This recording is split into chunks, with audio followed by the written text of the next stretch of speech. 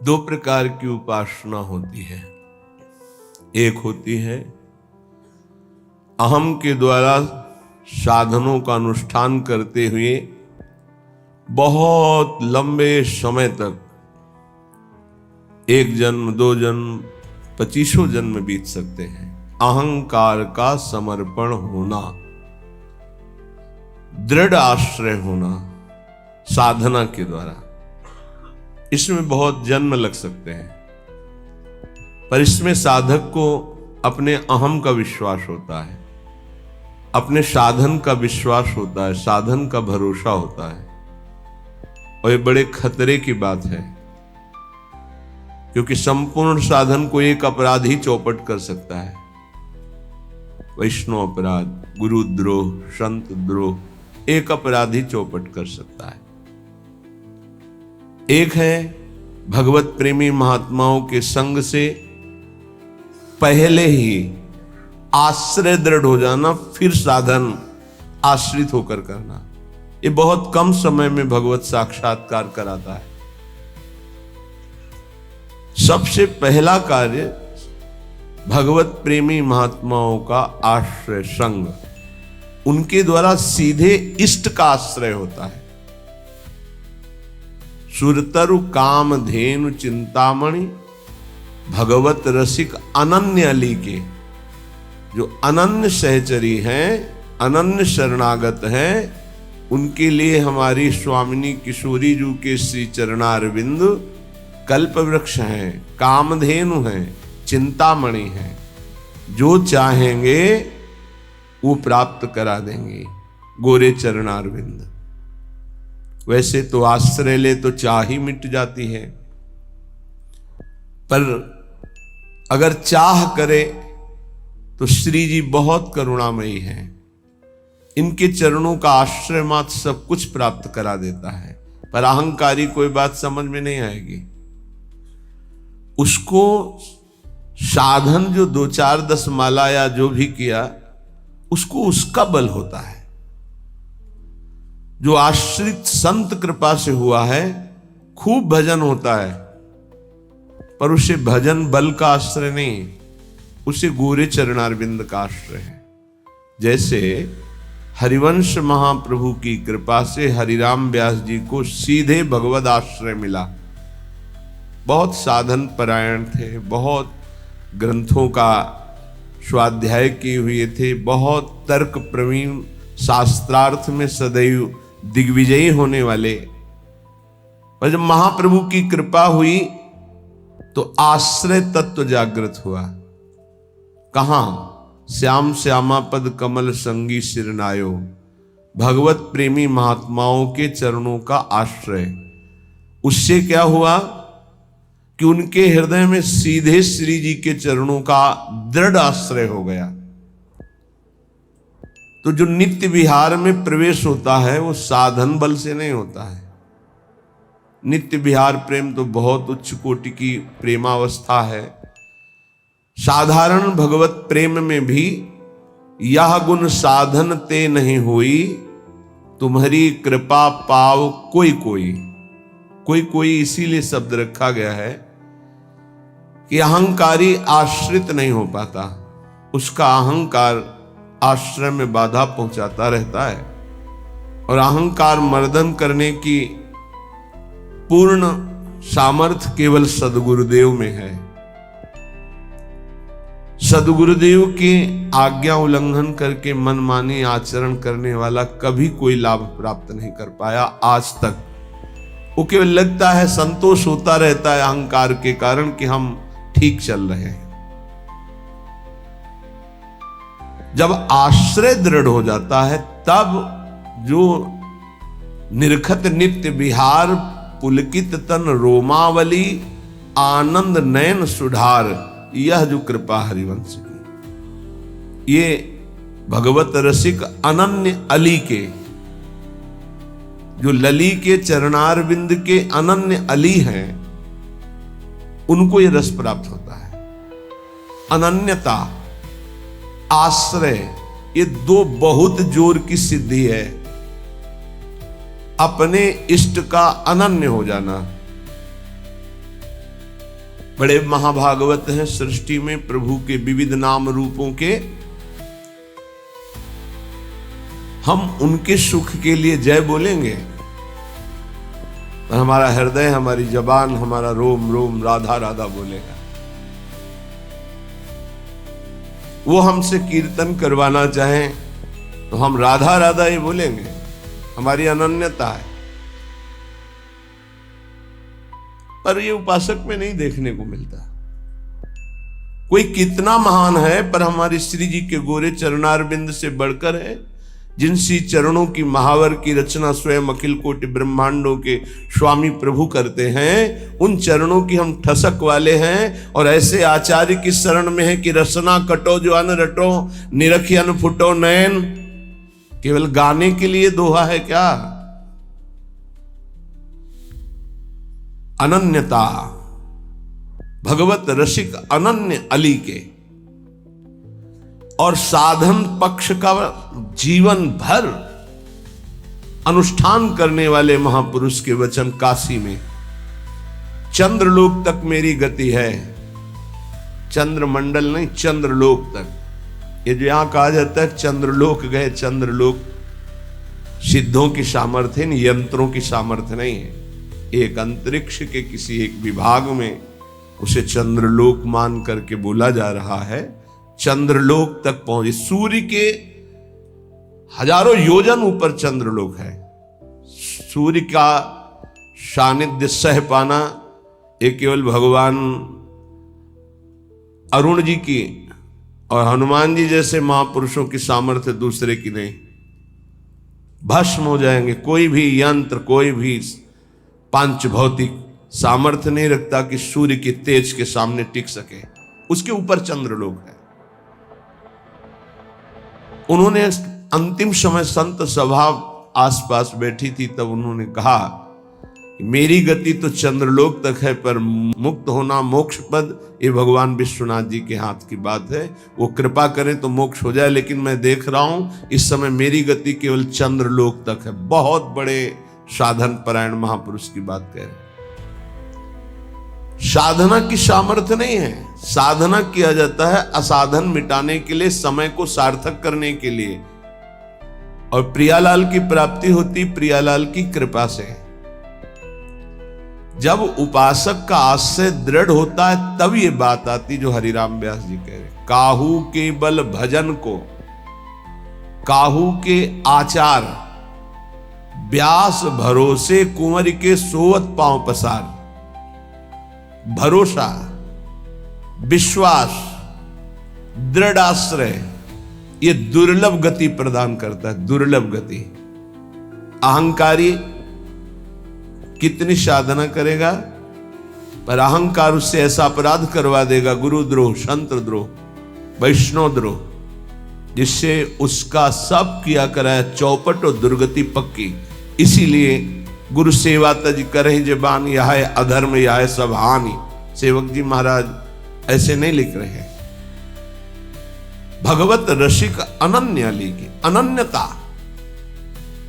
गीता जी में श्री भगवान बहुत बार अनन्यता की बात कह रहे। सिद्धांत विचार लीला में ध्रुवदास जी कह रहे, जो अनन्य भयो ताको भाग कहा कहिए। आराध्य देव की अनन्यता और दृढ़ आश्रय बहुत बड़ी उपलब्धि है, सिद्धि है। कितने ऐसे वैष्णव उपासक हैं जिनकी केवल फल में बुद्धि रहती है। इनको अपने घर ले जाएं, इनको खवा दे तो हमें ये फल मिलेगा, इनको ऐसा करे तो ये हमें लाभ मिलेगा। और लाभ का जहां नाश हो रहा है वास्तविक, उसका सुधार नहीं है।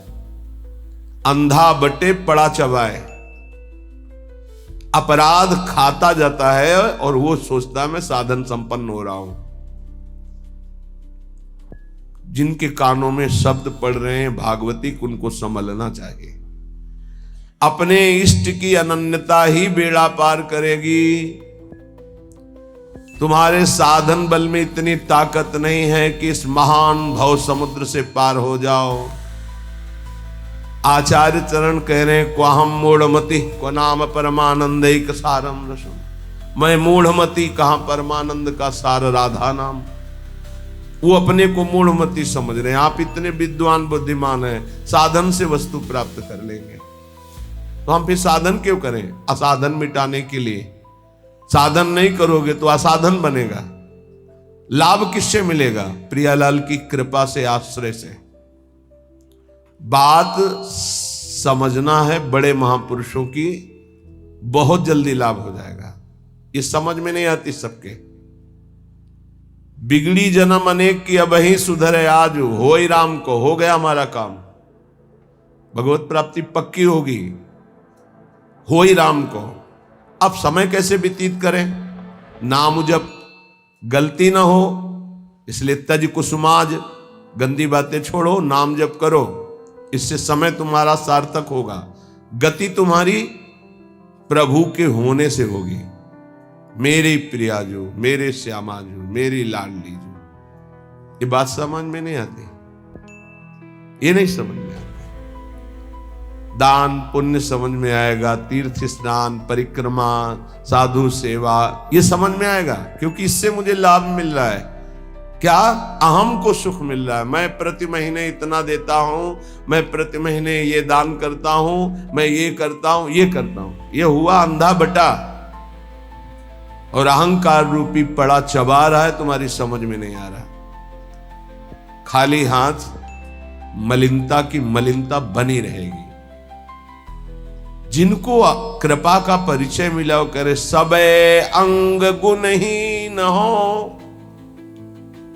देख लो, नित्य विहार रस की रचना करने वाले महापुरुष कह रहे हैं, जो सर्वोपरि रस के ज्ञाता हैं, वो कह रहे हैं सबे अंग गुणहीन हो, ताको जतन न कोई, एक किशोरी कृपाते, जो कछु होई सो होई। समस्त साधनों से हीन हूं, कोई देवी संपदा का कोई गुणाभिमान नहीं। कैसे महापुरुष है? सबे अंग गुणहीन। मुझ हीन की गति तो केवल लाडली जू है, लाडली जू की कृपा है बस। सो कृपाति सुलभ नहीं, ताको कौन उपाय, चरण शरण हरिवंश की सहज ही बन्यो बना। वो भी कृपा ऐसे सुलभ नहीं होती किशोरी जी की। बोले हमारा तो सब सहज बनाव बन गया, हित सजनी स्वरूपा हरिवंश महाप्रभु की शरण मिल गई, तो श्री हरिवंश कृपा हुई, तो लाडली जी की कृपा बरसने लगी। किसके ऊपर? जो सबे अंग गुणहीन हो, किंचन मात्र अहंकार नहीं। प्राय हम देख रहे हैं कि अहंकार की धरा में जिससे अहंकार पुष्ट हो, वो कार्य करने में सुख मिल रहा है अंतःकरण को। ध्यान से देखिएगा तो आपको परिचय मिल जाएगा। मैं ये कर रहा हूं, मैं ये करूंगा, मैंने इतना जपा, मैं इतना जपूंगा, ये अहम अंदर जो है वो सुखानुभूति दे रहा है, वो साधना की। और महान प्रेम रस प्राप्ति के लिए साधन सुख का नहीं, आश्रय सुख का रसास्वादन होता है। साधन तो आश्रित से ऐसा होता है कि अहंकारी से हो ही नहीं सकता है। 5 मिनट में जो आश्रित का भजन होगा, वो 5 घंटे अहंकारी करे तो भी नहीं पहुंच सकता। आर्त भाव से, द्रवित हृदय से 5 मिनट तन्मय होकर जो उसका भजन हुआ, उसकी बराबरी अहंकारी 5 घंटे क्या 5 दिन करे तो बराबरी नहीं कर सकता। आश्रय समझ पा रहे हो? भगवत कृपा से तो समझ लीजिए, हृदय से आश्रय। समय व्यतीत करने के लिए नाम जप। हम आश्रित हैं, इसके लिए पवित्र रहना अनिवार्य है। तो कोई हमसे गंदी बात, गंदी क्रिया, गंदी सोच, गंदे लोगों का संग न बन जाए, ये सावधानी। तब जाके उपासक के हृदय में भगवदानंद स्फुरित होता है। ये सब बहिर्मुख अपनी केवल अहंकार की वृत्ति को पुष्ट करके साधना का अहम रख करके परम पद प्राप्त करना कदापि नहीं। अंतर्मुख होकर देखो, कृपा के बिना एक क्षण भी तुम नाम जप नहीं कर सकते। कृपा आपके ऊपर है, उस कृपा की बलिहारी नहीं जा रहे और अहम को पुष्ट कर रहे हो। बहुत सावधानी, अंदर का विषय, अगर इसे सुधारोगे नहीं तो बहुत लंबा समय चला जाएगा, बहुत लंबा समय। बाहरी वेश परिवर्तन से, बाहरी स्थान परिवर्तन से कोई फर्क नहीं पड़ता मन में, अहंकार में, दोषों में। जब तक हमारा चिंतन परिवर्तित नहीं होगा तब तक बात नहीं बनेगी। अहम युक्त चिंतन मूढ़ता को धारण करता है। मूढ़ पुरुष कभी परम पद का अधिकारी नहीं होता। दैन्य भाव प्रियाजू को अत्यंत प्रिय है और ये अहम नष्ट होकर दैन्य आना केवल गुरु कृपा से होता है। एक है, उनको बस शरणागति के बाद एक ही उपदेश कि तुम जितना दान पुण्य करते हो सब बंद कर दो, यमुना जी में फेंक दो, या ऐसी जगह दे दो कोई तुम्हारी तरफ देखे ना, कोई तुम्हें बाद में धन्यवाद न दे, ऐसा। और नमक रोटी खाओ, भजन करो, श्री जी मिल जाएंगे। पर वो सम्मान प्रिय जीवन तो हमको ये बर्दाश्त नहीं हो। और सार्वभौम सत्संग हो रहा किसी व्यक्ति के लिए नहीं, वो तुम्हारे अंदर की कमजोरी को दूर कर रहा है, उस कमजोरी को मार रहा है जो तुम्हारे भजन को खा रहा है, तुम्हारे भजन को छीण कर रहा है। पर वह अहंकारी चोरों को संभाल के हृदय में रखता है और सत्य मार्ग की वृत्ति से दूर हो जाता है। वो समझ नहीं पाता, वो संत वाणी को, गुरु वाणी को अपना विरोधी समझता है और अपने विरोधी काम, क्रोध, अहंकार, मोह, मद इनको मित्र समझता है और इनको बचाने के लिए सत्संग रूपी प्रहार से बचा जाता है। नहीं, इतने प्यारे इन दोषों को हम कैसे निकाल सकते हैं? सत्संग छोड़ देंगे, सामने आना छोड़ देंगे, लेकिन भगवत प्रदत्त बुद्धि के द्वारा विकारों को छोड़ दें, ऐसा कैसे हो सकता है?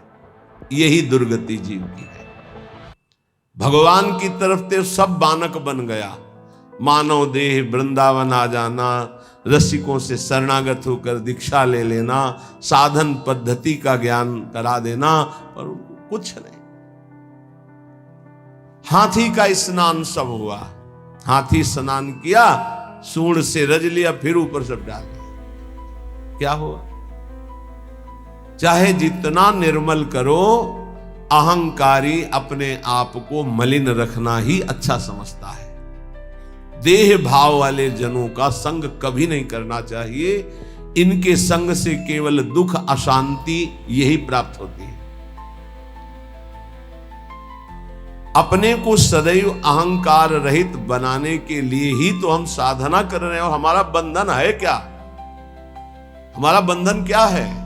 संस्कृत मूल सूल प्रद नाना सकल सुखदायक अभिमाना, ये अहंकार ही तो बंधन है। और यही मिटाने के लिए जब हम गुरु शरण में होते हैं, और जब अहंकार पर घन चलता है, भाग पड़ते हैं। अहंकार पर चोट नहीं होनी चाहिए। फिर मिटाना किसको था? साधना किसकी थी? इसलिए उपासक सावधान।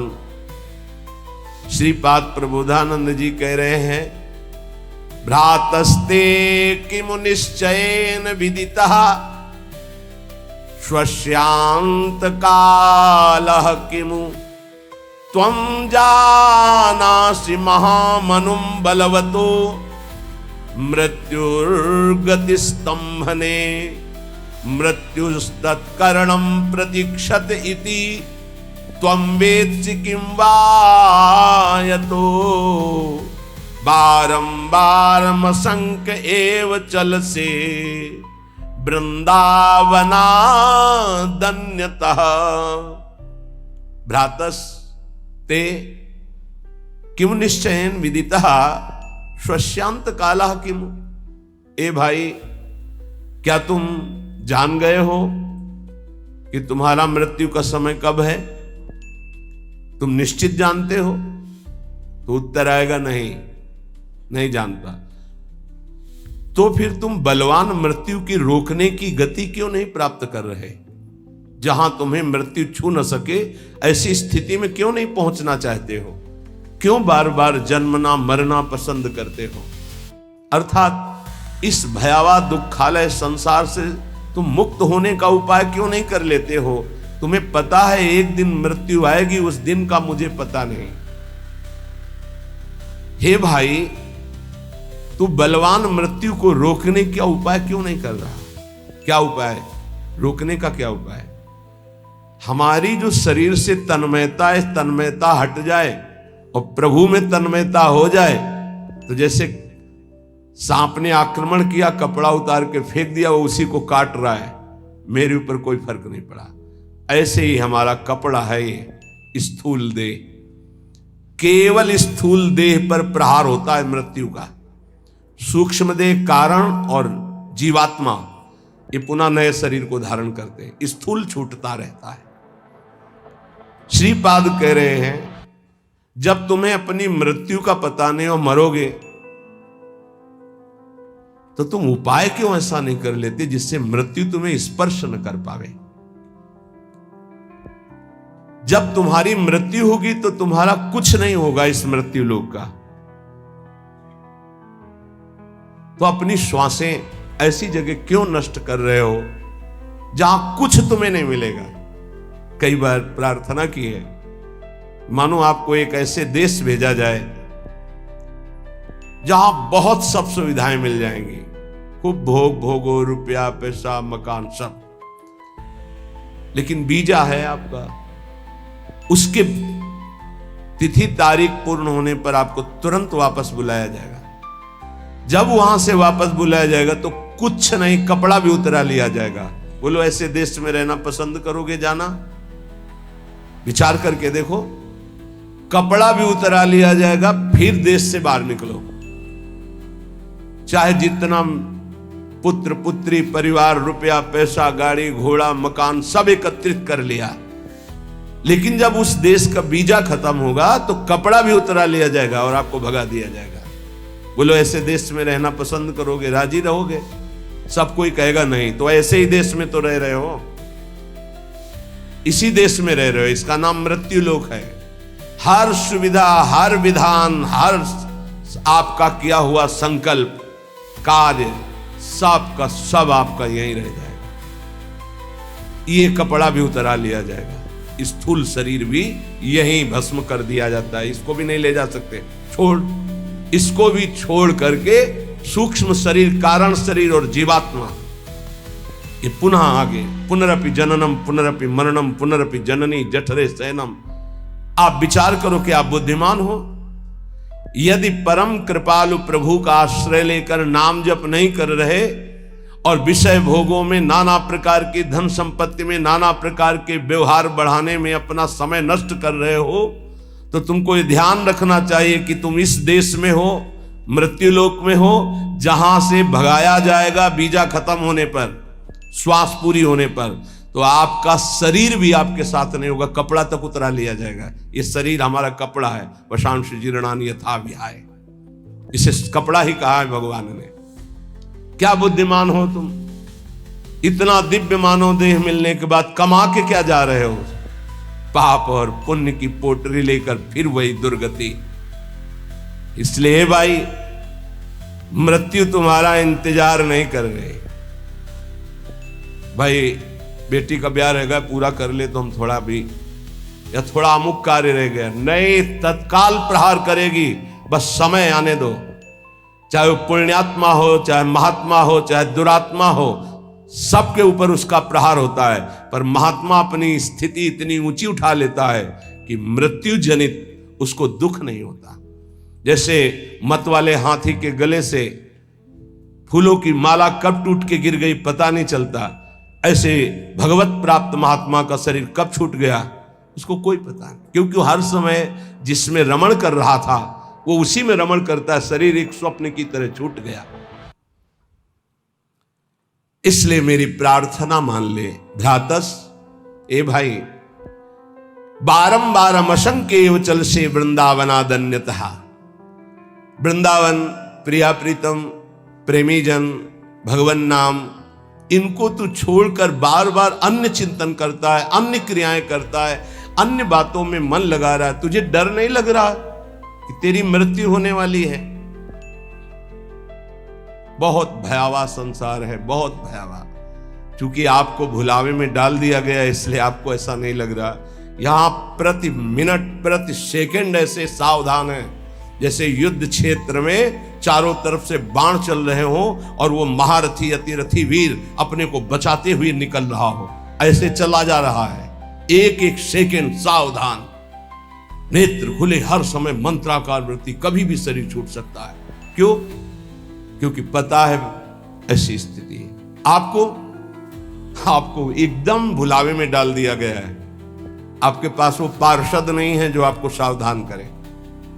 बड़ी कृपा है जिनको भगवान ने ऐसी बुद्धि दे दी, ऐसी विवेक दे दिया।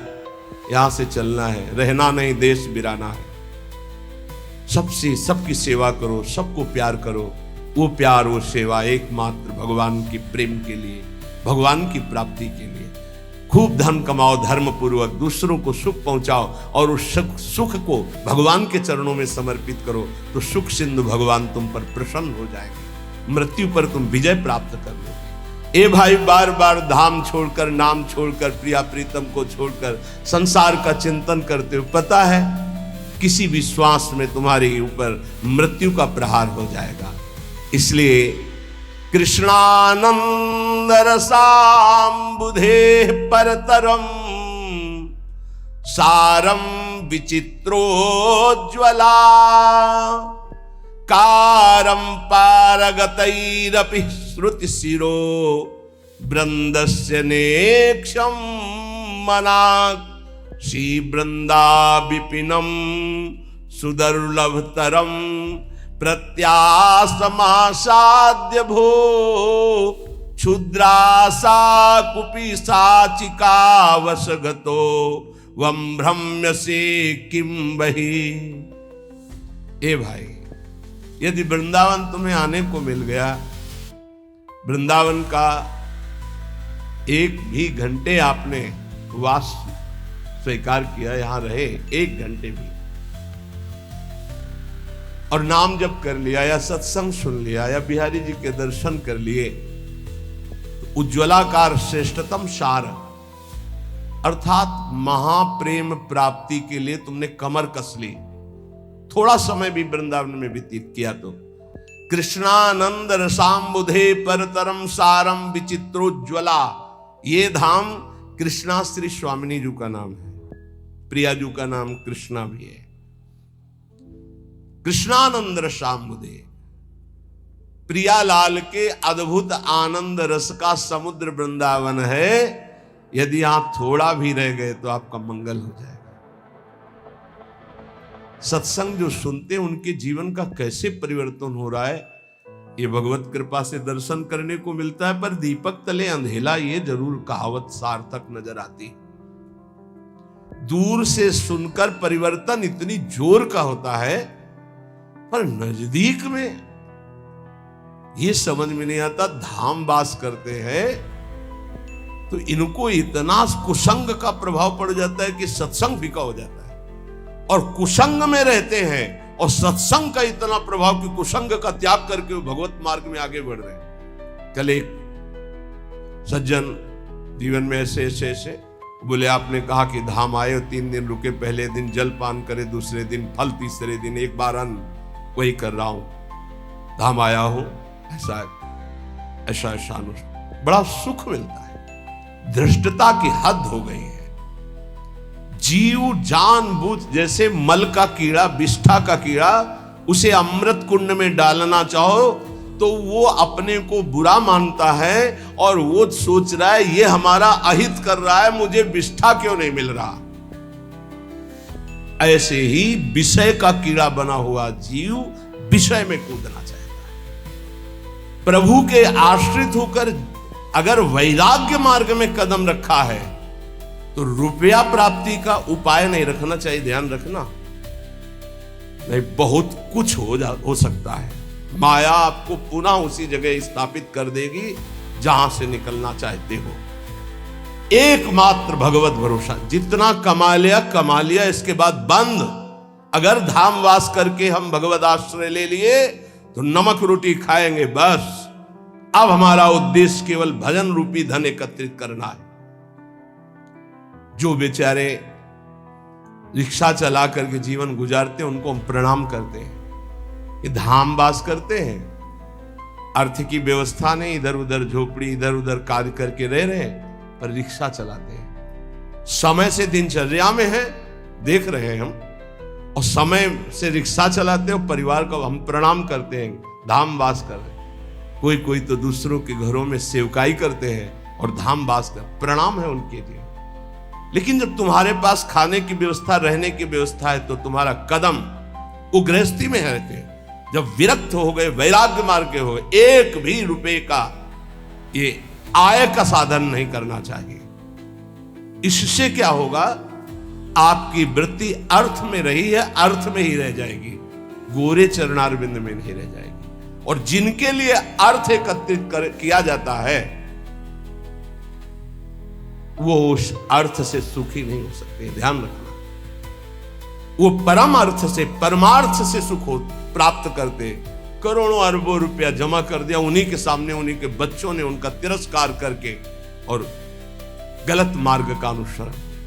श्रीपाद कह रहे, जब तुम जानते हो कि मृत्यु निश्चित होगी, जब तुम जानते हो कि मृत्यु से बचने का एकमात्र उपाय भगवान की शरण, हर श्वास नाम जपना है, तो कृष्णानंद रसाम्बुदे परतरम सारम विचित्रोज्ज्वला, महान विचित्र प्रेम रस जो उज्जवल, जिसमें कामना की गंध नहीं है, ऐसा प्रिया प्रीतम का प्रेम रस प्रदान करने में समर्थ श्रीधाम वृंदावन है। हे भाई भ्रातः, तुम क्यों भ्रमित हो रहे हो? ये माया का कार्य है, भूल भुलैया में डालकर पूरा जीवन बर्बाद कर देना। सच्ची मानिए, कोई ऐसा सुख नहीं है जो विवेक के द्वारा देखो उसमें सुख दिखाई दे। विवेक के द्वारा, बुद्धि का अंधा आदमी तो कहीं भी कूदेगा जाके। एक सुख हमें बता दो कि ये महान सुख है इस मृत्यु लोक में। एक सुख, पूरे शरीर को इसी को लेकर के सारे सुख विधान है। कुछ भी खाओ 6 घंटे में दुर्गंध युक्त मल, कुछ भी पियो दुर्गंध युक्त लघुशंका, छिड़क दो गंदगी, कान साफ करो गंदगी, सुबह देखो आंखों में गंदगी, और नीचे तो गंदगी के कुंड ही हैं। और इसी शरीर को सजाना, इसी शरीर को भोगना कौन सा सुख हो सकता है? मलमूत्र के द्वारों में कोई परमानंद छिपा हुआ है। परमानंद भगवान को छोड़कर मलमूत्र के भांड को सजाना और इसी को भोगना, यही माया की चाल है। इसी से दुर्गति प्राप्त होती हो। बड़े बड़ों को गिरा दे, ये कोई छोटी बात नहीं है। केवल एक 3.5 हाथ का ये जो ढांचा है, यही हमारी दुर्गति का कारण है और यही हमारी सदगति का कारण हो जाएगा यदि हम संतों की बात मान ले, शास्त्र की बात मान ले। तो मन माने आचरण, रुपया खूब हो, खूब भोग सामग्री हो, भोगूं यही सुख है। कितने दिन, ये भी तो सोचो, कितने दिन ना भोगने लायक शरीर रहेगा, ना भोगने लायक तुम रह जाओगे। एक बार प्रार्थना मान लो, जैसे भी स्थिति में हो, जहां भी हो, जो भी हो, नाम जपना शुरू करो, भगवान का आश्रय ले लो।